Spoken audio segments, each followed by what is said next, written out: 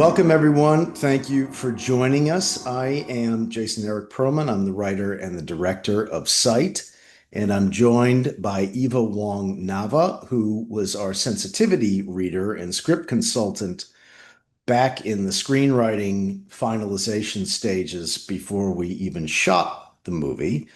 And we're very glad to rejoin with you to have this discussion. Welcome. Hi, Jason. Thank you so much. Congratulations on your film. I Thank mean, you. it has been it's been quite a while since It we last has. It has. we were last in contact. So exciting. I've seen the trailer and I'm really thrilled by it. Yes, and I think by the time people see this, the film will actually be in release. So it's great to have this conversation as a time capsule of sorts to show how much of a gestation process, a film goes through these days in terms of making sure you have the nuts and bolts of the screenplay and its, certain levels of impact that might be therein straightened out mm, and streamlined before you go into shooting. And then, of course, once you do shoot, there's everything that follows that oh, it's a that long gets us to process. now. So Yeah. thank you so much for taking the time out to have the conversation with us today. I'm interested because I do know from when we were first in contact that you yourself are a fiction writer and an editor, and you came into sensitivity reading and cultural consulting sort of by accident, if I remember correctly. I wonder if you could tell us a bit about your background and how you entered this realm of editorial. I can. You're very welcome. I am very honored to be speaking with you. So I am an editor, as you said. I freelance and sensitivity reading or cultural authenticity reading is part of the editorial process. Mhm. It's a relatively newish process, I would say. It's probably started around 2016, which is when I That also recently, started. not even 10 years. Yeah. Wow. Oh, Okay. it's not even 10 years. Yeah. And I think I remember telling you that I got into it by accident because it was an author who had asked me to look over their manuscript, and then I was tasked as an editor to look at things that would cause what we call red flags Mhm.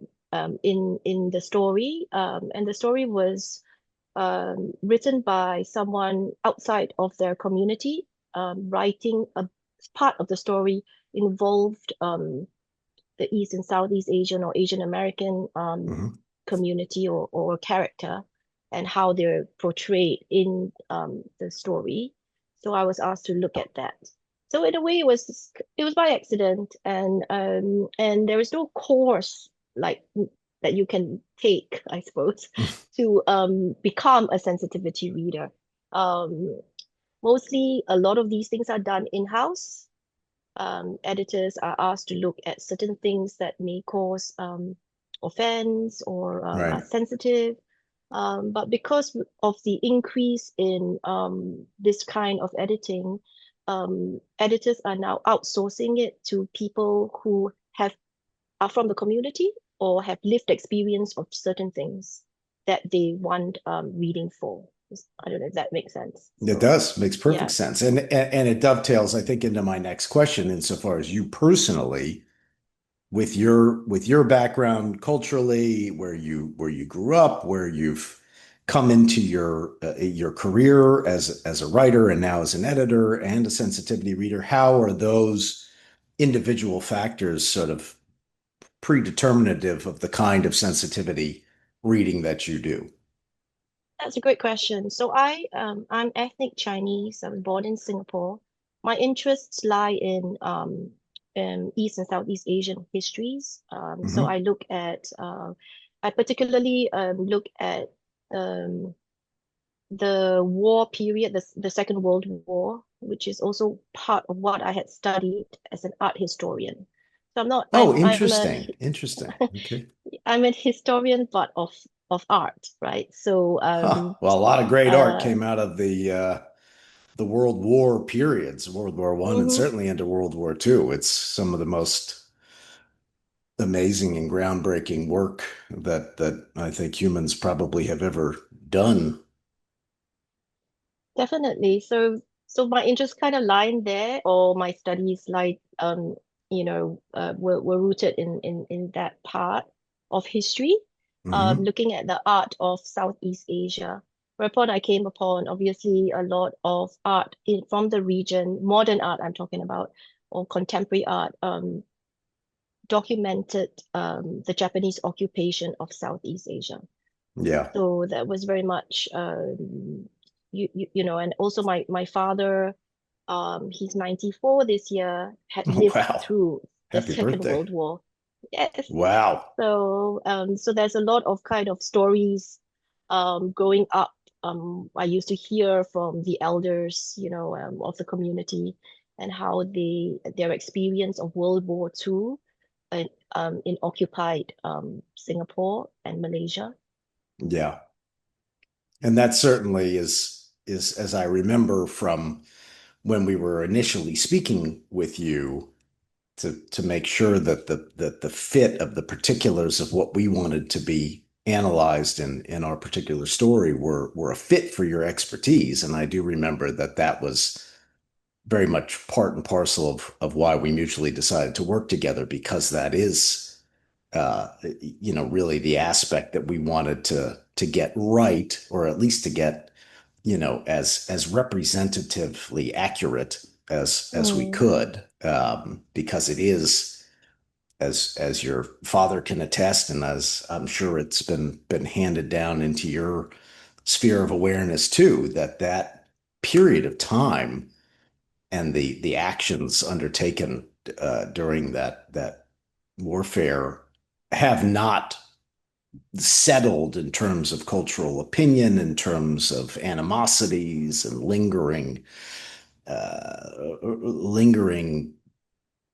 prejudices, for lack of a better word, Yeah.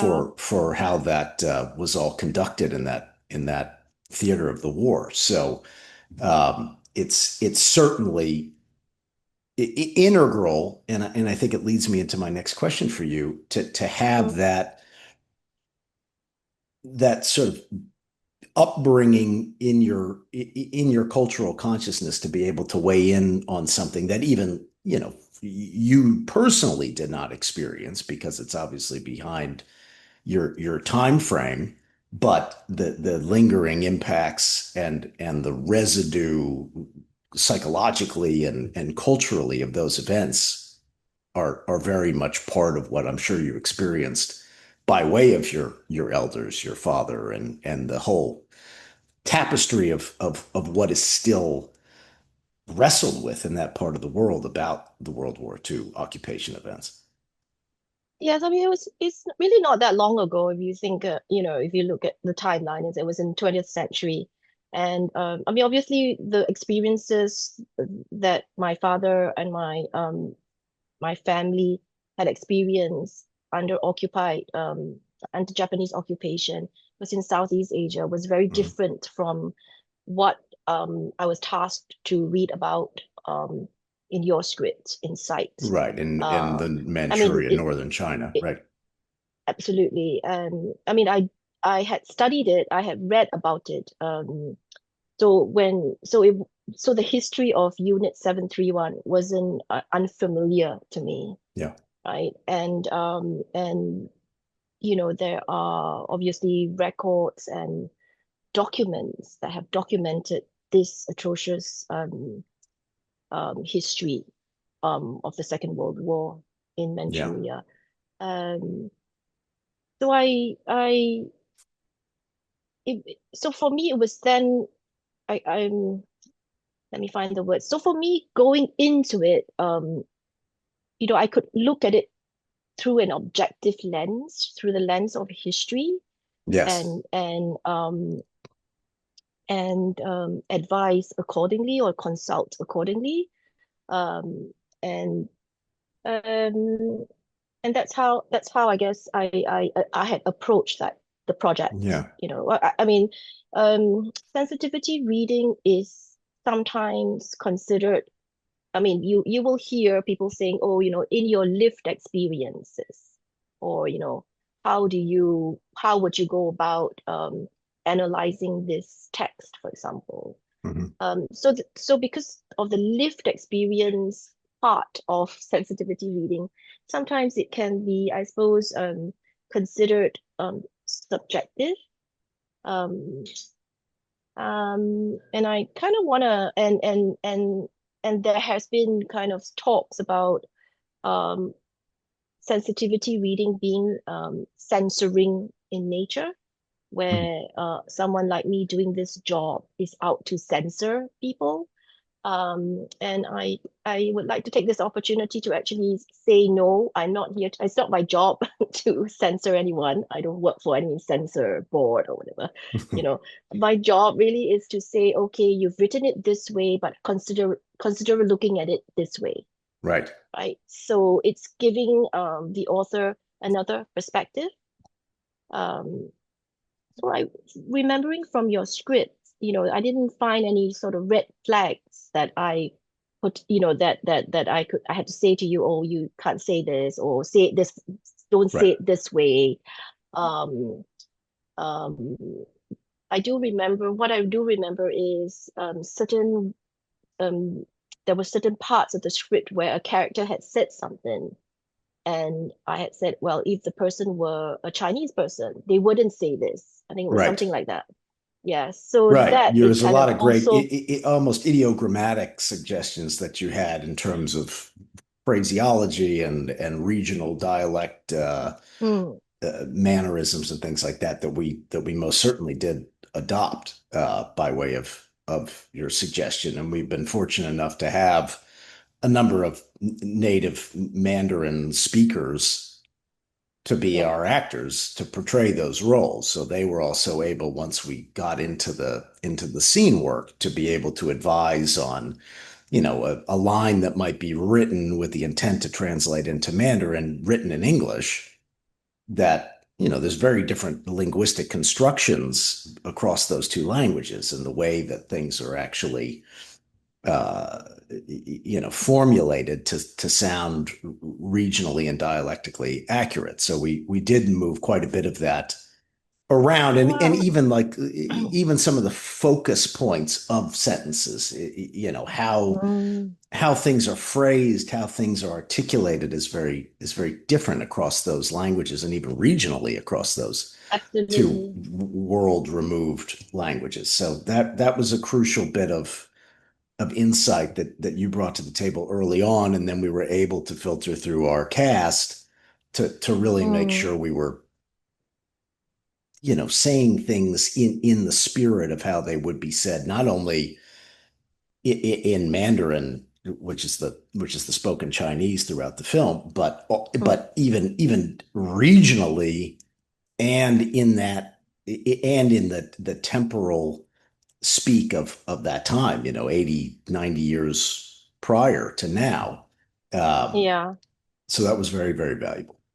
Yeah. So these are the nuances in the work that sensitivity readers do, where they bring in their lived experience. So this is where the subjective part comes in, because Yeah, they've got this experience of like, oh, it wouldn't sound this way if, if the character were like that.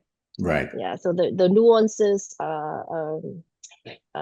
you kind of get into it. You get into the nitty-gritty of the gray area or the nuances of a script only because you Yeah. understand it from your background, I suppose. Of Well, and that enables us to do the job. you brought up what I was planning to ask you in follow up. So you made it a lot smoother transition, I think, because the idea of subjectivity and objectivity, which even philosophically are difficult, to sort out because we're dealing with language, we're dealing with how wide a mosaic a given culture or a given set of sensitivities might be. Mm, They're mm, not they're not little boxes that you can fit things into. We're talking very broad spectrum issues and concerns and even vastly different facets within a given culture that may differ by region and might differ by generation, et cetera, et cetera. So when you do approach material, how are you able, because any written piece, whether it's nonfiction or it's a flight of fantasy fictional piece, is inherently a subjective piece, right? Correct. It's Correct. inherently, and we Yeah. know enough about the dissection of 21st century linguistics that anytime you put anything into language, you're already in a subjective plastic kind of mode. So Yep. how are you able to use sort of a Venn diagram of objectivity that you could overlay on a piece and say, this is the core of where I'm pointing you to keep things within this boundary, or how do you work to try to rein in the objective that you bring into the equation? So I think for me, as a professional, objectivity is always at the core of my work. Even if the material I'm reading can be sometimes on a personal level um, disturbing, you know. Sure. But because I value my profession and I value professionalism more than Hmm. anything, and it makes me um, stay objective, right? So storytelling is a subjective art form, as we Of all know. course. So it's always from whose perspective are we seeing the story, right? So and that is always at the core of any editorial work. When they're reading a chapter that is in the voice of a particular character, right? An editor looks at the point of view. They Hmm. look at why, they look at the character arc or character motivation. What Yeah. would cause that characters to say this? It's the same in film, right? So when you read a script or when you write the script, you're looking at character because the character makes the plot, right? Of course. And the plot thickens because there is character motivation. So that objective view is important to me to look through, to see the story through the lens of the character, Yeah. right? But then at the back of what I do is also to see the story through the lens of the writer. Why is the Hmm. writer, um, why is it important to the writer to make a character this way or to invent a character this way? Right. So there are lots of layers to this work. Um, it can be quite exhausting if I the bet. if the material I'm working on is not something I am enjoying. You know, and I guess I also have so there's always a preliminary questioning or interview before I take a project on. Hmm. So, and to also safeguard my own mental health, I there are projects that if I know that's going to be disturbing to me, I mean, I can't really tell until I get into it, of course. Sure. But or from a preliminary round of questioning, and I feel that is something that I will not do well in mentally, mental health wise, I will say no to the project. Yeah. And I will recommend someone.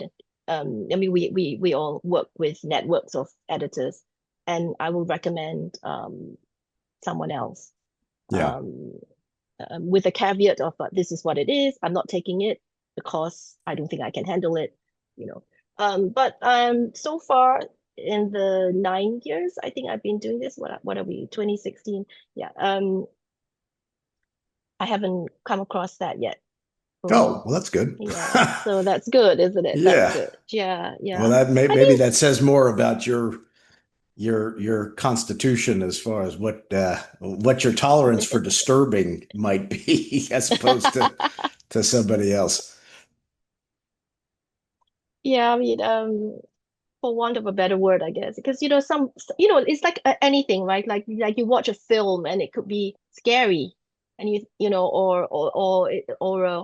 a horror, and you're not expecting it Yeah. to kind of linger, right? So some stories linger, Yeah. and yeah, The good ones so do, yeah, hopefully. good ones do, Yeah. exactly, good ones do. You bring up another interesting point that I think goes back to our sort of subjectivity, objectivity Hmm. conversation.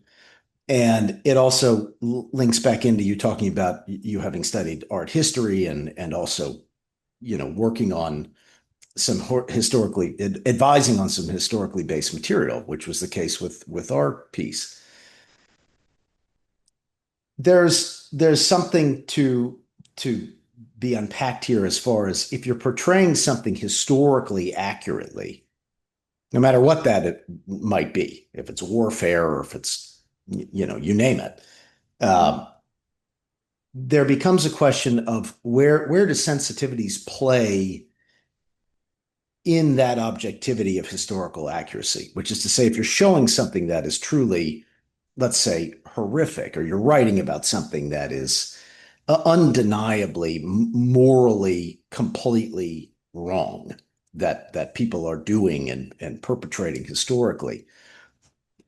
Obviously, some of those details, some of the speech that might be used in those circumstances, some of the utter inhumanity that's going to be depicted in some of those instances certainly could arouse sensitivities, and they Hmm. are inherently also based on one faction of humans atrociously treating another faction of humans for all kinds of biases and so forth and so on. So where is there complexity when you're dealing with historical material to also be erring on the side of cultural sensitivities, or how can you merge those when you're dealing with something if it's a negative piece of historical consequence?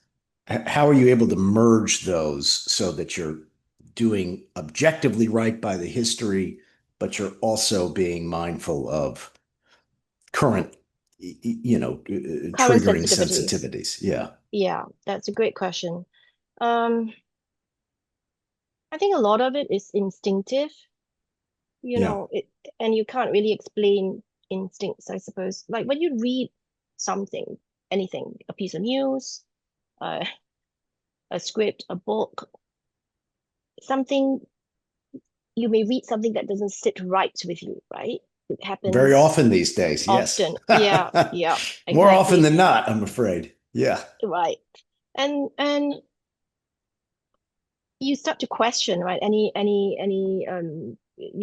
intelligent human being questions the source and hmm, the origins, and then you do research. You go and look it up, right? Like what um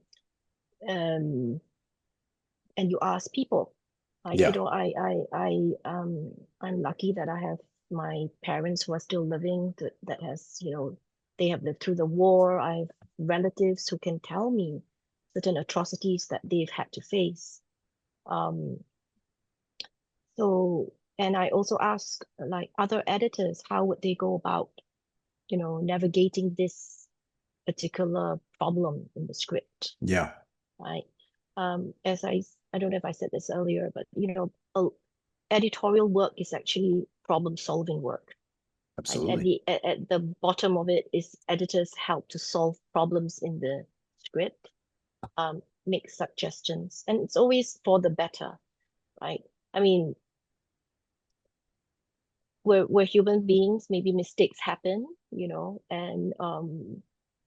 and the best way for me, I can only speak for myself, is to always treat any material as professionally as possible. How would someone, to take away the feelings, to put my own feelings aside. But if I um harder said than done. I mean, Yeah, harder done than said, I suppose. But that's at the bottom of professionalism, right? Like we get on with the work, um, despite our personal sentiments about it. right. Um, yeah, I don't know if that answers your question because um whether like how do I blend the two?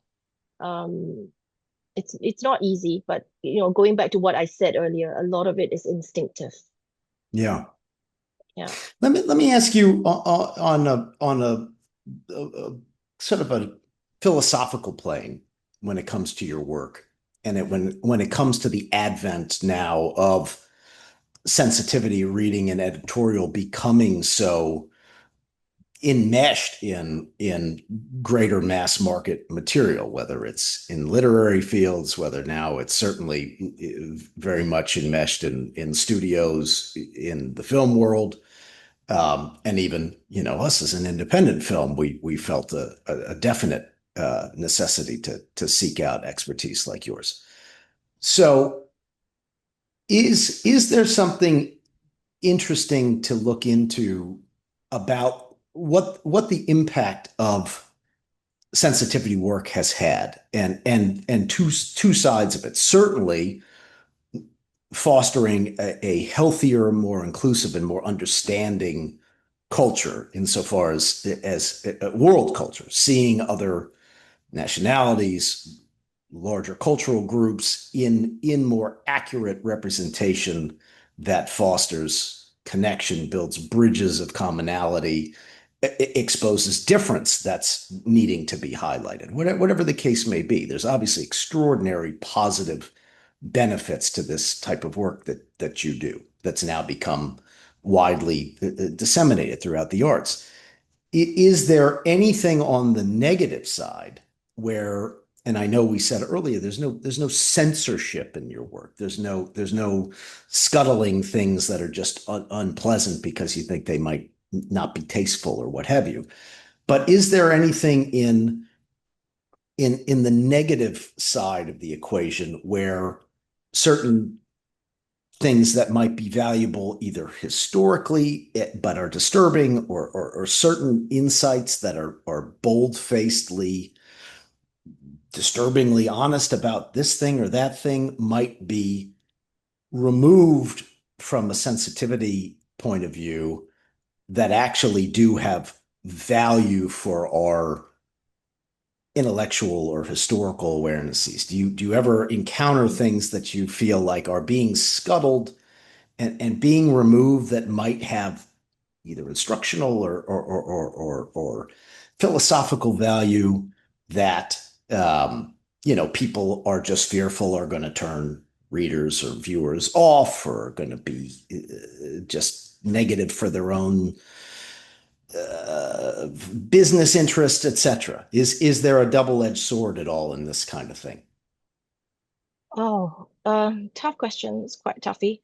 Um, Again, I repeat that it's not sensorial. We're Right. not here to censor. At least I'm not here to censor anyone because I think there's power in storytelling.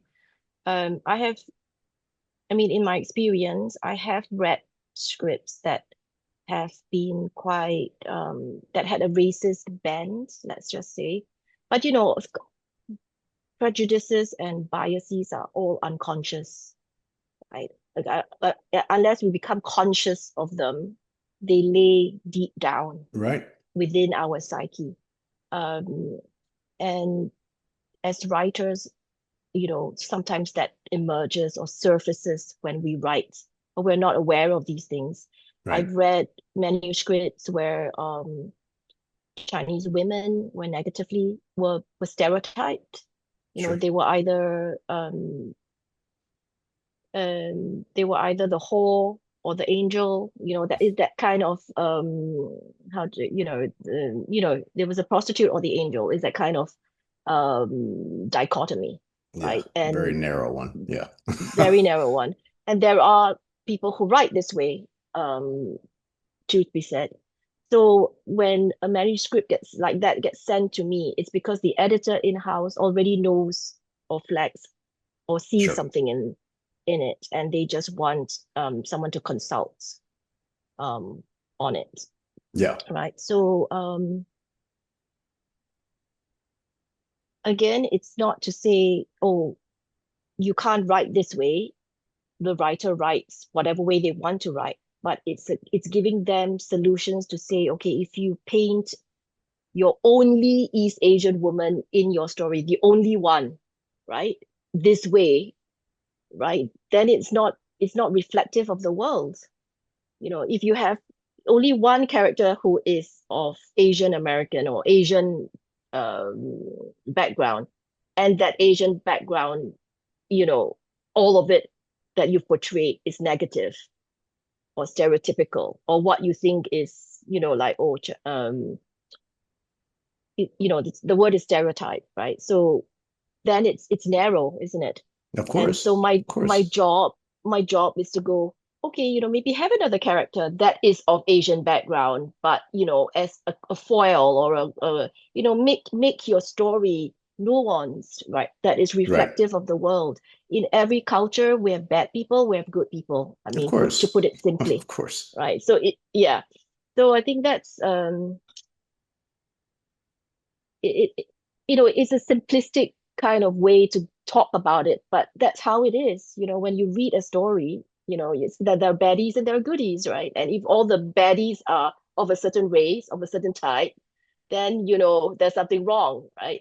I Yes, of mean, course. And that should be drawn, rightly so, be drawn flagged attention to, without a yeah, I mean, doubt. these are rare manuscripts. I mean, the person who writes this way, then sorry, it's quite sad, but these are rare.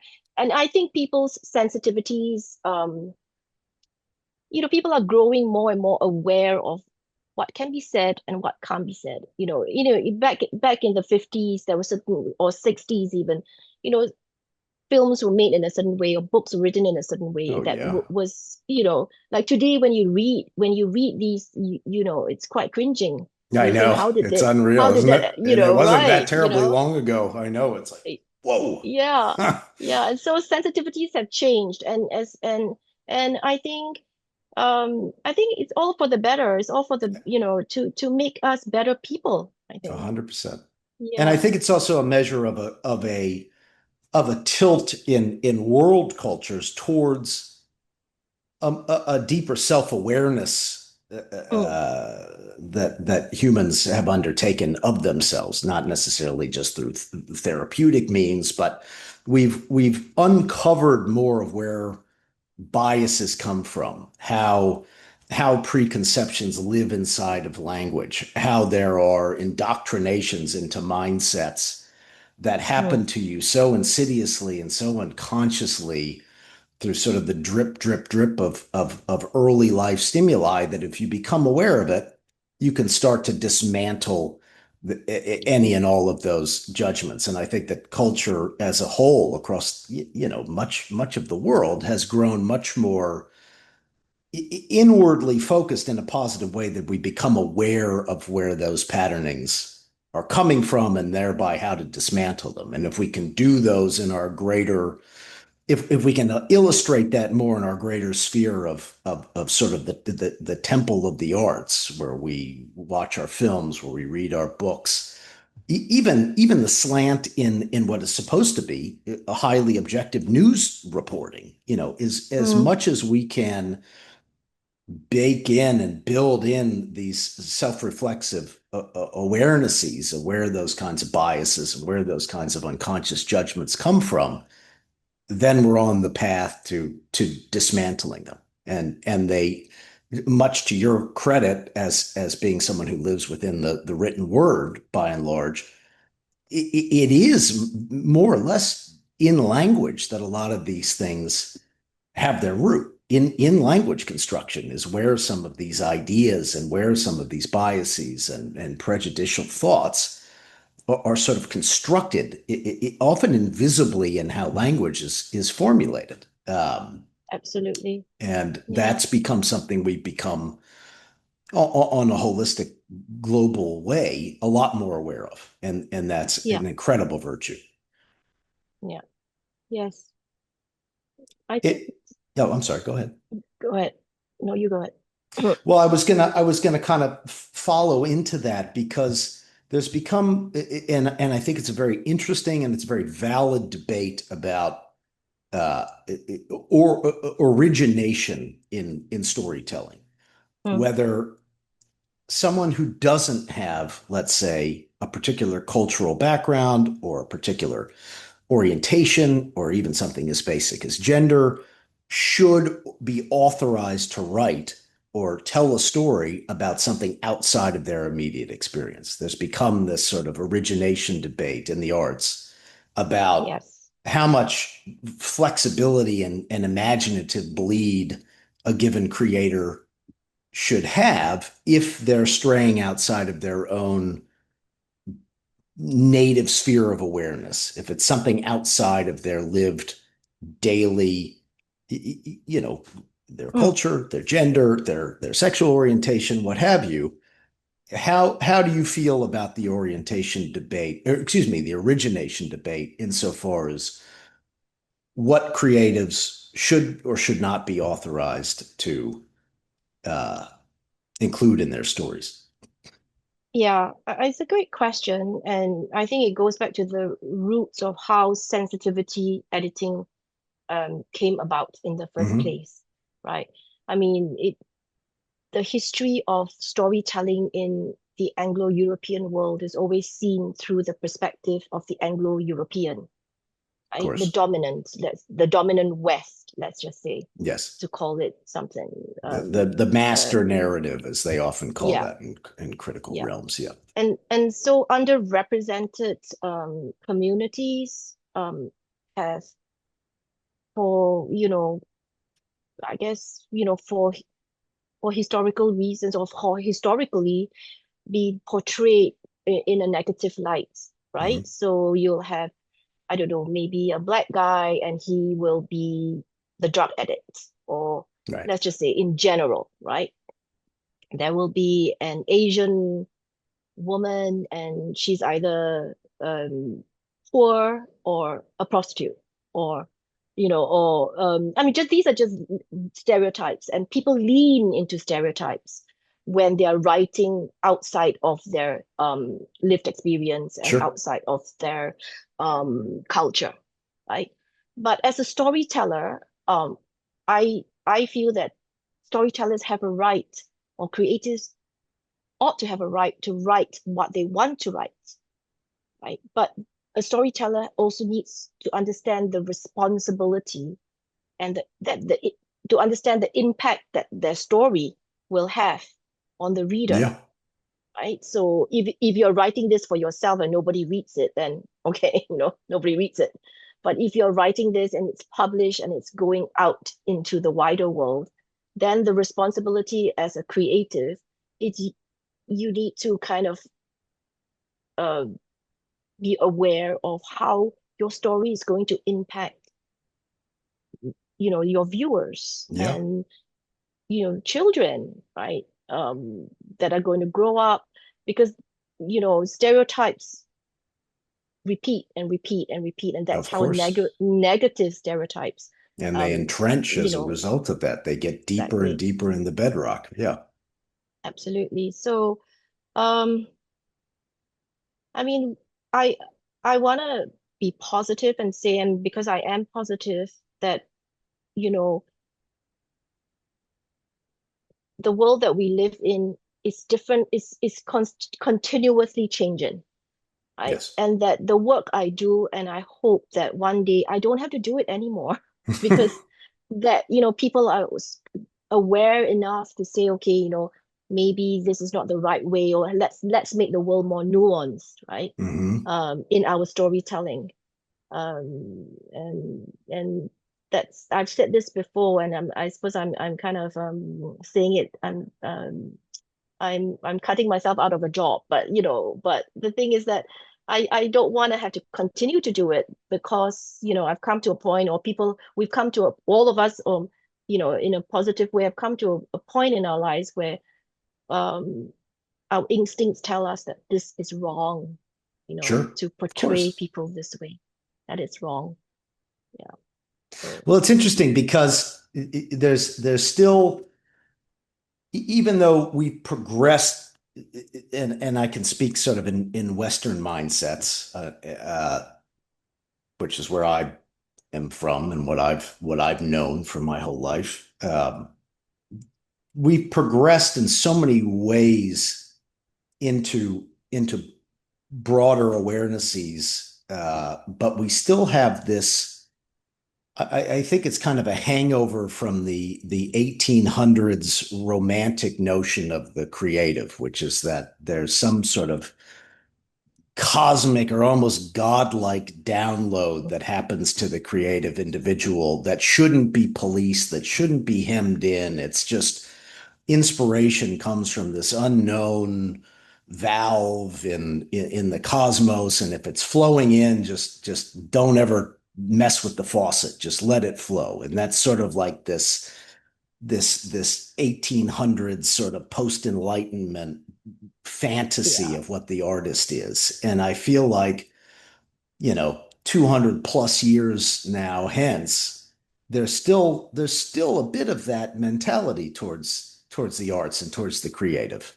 I'm not saying that there shouldn't be some of that, but I think if you measure that up against any other career or any other avocation, like for instance, an airline pilot, just because a civilian says, I want to fly a plane, doesn't mm, mean they should be allowed to go sit in the cockpit with a couple hundred lives in their stead and go fly a transcontinental flight. Of mhm, course not. We would never in a mhm. million years even entertain that concept. So if you sort of extend the idea of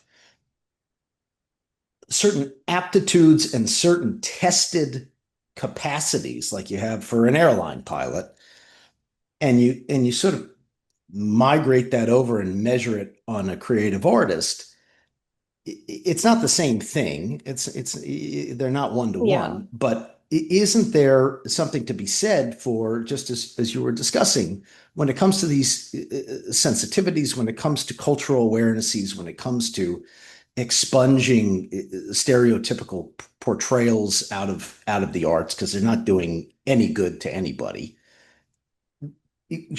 Can there be sort of a litmus or some policing? I don't want to say that because it sounds a bit like thought police, and I'm not trying to suggest that, but when artists feel entitled to color outside of their own lines and say whatever they want and maybe be provocative just for the sake of it, that's art, that's creativity, yes, but it's also part of an older mindset that feels like the arts stand alone from other pursuits and have their own sort of different metric applied to them. And I'm not saying that's wrong. I'm not suggesting that there's any ready-made solution to how artists are, I don't want to say boxed in, but it's just interesting to use the thought experiment of sort of taking the airline pilot analogy and putting it on an artist,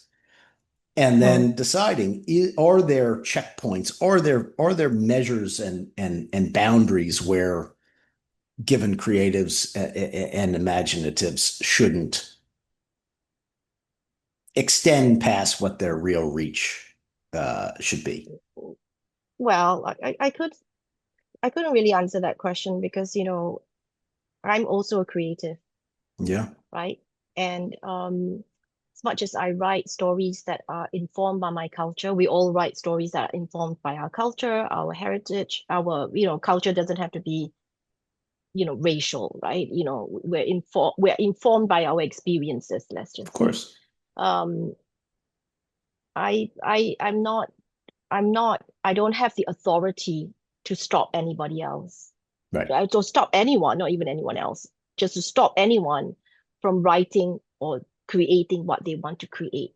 That is part of living in a world of freedom of speech, freedom of thought, and ideas, right? Yeah. Um, I mean, there are authors out there who are very against sensitivity reading, Mhm. who said that if their manuscript ever gets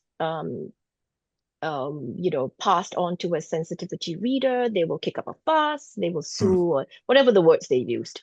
Um, that's their prerogative. right? I mean, there have been books, as we know, in today's climate that have been published, and then controversies have occurred, Oh yeah. and these books have then been pulled back or, taken off the shelves altogether and not circulated anymore, not published anymore. Right. So, I guess the work that I do is preventative, if you want to look at it, it I want to say that I help because I do. I come from a space of helping. Hmm. Um, Otherwise, I wouldn't be doing this job because who cares, right? Who cares if people say bad things and write bad things and get censored? Why would I care? Why would anybody care, right? But I care because these things are out there and Yeah. people are reading them and they They're impact and formulating opinions influence. by way of them. Yeah. Absolutely.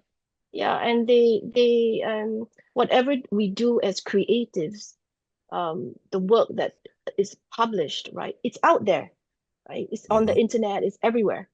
So it impacts on the next generation that comes after us. And I know it sounds kind of quite lofty, but that's Not at how I see all. it. It sounds very logical, honestly. I think It's it, yeah. and you know what? I think by way of sort of the just opening up that last question, which isn't necessarily supposed to be reflective of my own viewpoint of creativity either. It's a thought experiment. I Mm, think I think what starts to kind of resonate most for me personally about how creativity moves forward in our current age, as opposed to this sort of aging mythology about the individual creator is sovereign in their imagination at all costs. That's an antiquated notion, and we can talk about any number of theorists that have already sort of degraded the idea that there even is an individual author and there is an yeah, individual creative, and how things are really a composite of influences yeah. and no one's the real creator of a given work. But total digression. I think what's interesting about what we're discussing as far as the future of the creative arts is that it exposes the need for a more collaborative creative framework. And that I think is the key here, because Mm, when you're making a film, certainly versus when you're writing a novel, you've got a lot more people in your sphere that are offering input and creative input, and even certainly in the case of Sight, in terms of cultural input. Our mm, executive producer, who's been involved since the very beginnings of the story ideation, is from a family that is from mainland China and from very mm, close to where some of these events that we depicted occurred. So her upbringing and her awarenesses of a lot of what is culturally referenced in the film went very much into the scripting stage, even before we started working with you. And even subsequent to that, when the actors become involved and they start looking at the individual lines, or we start dealing with costuming and getting particulars of the era correct. So in the film world, you are putting all of these different influences and voices into the crucible to get mm. your final result. And I think that is very much where a feeling of sort of shared consequence should come with a creative act. Now, when you're dealing with something that's much more individualistic in pursuit, like writing a novel or painting a painting, those are lonely pursuits in the way they've been done for many, many, many millennia now. But I think we're coming to a point where there is more of a collaborative say so on the creative work, i.e., how integral your work has become, how much editors do have an impact on the final state of a piece of written material, etc. Mm. I think, I mean, going back to what you were talking about historically, where, people wrote and then it's out there, and that enlightenment and romantic idea of writing. Writing is an individual process, let's just say, as Hmm. writers, right? We write on our own, informed by our lived experiences, our education and whatever. Right. But in every bit of writing, there's always an editor. Always, so, but maybe in the past, let's just say there was one editor, right? And that you worked with that editor solely for the whole of your book. Hmm. These days, there are more than one editor because, as I suppose people are getting more complex, our lived experiences are more and more complex, we or layered, and so one pair of eyes is no longer enough, Yeah. right? So it is a collaborative process, even though the writing itself or the creating itself, the creation process is an individual process, you know what I Hmm. mean? But it takes a whole village to make a film, right? To write a novel. And yeah, Yeah, so I think that that's you get the old too many cooks adage and things like that. But I think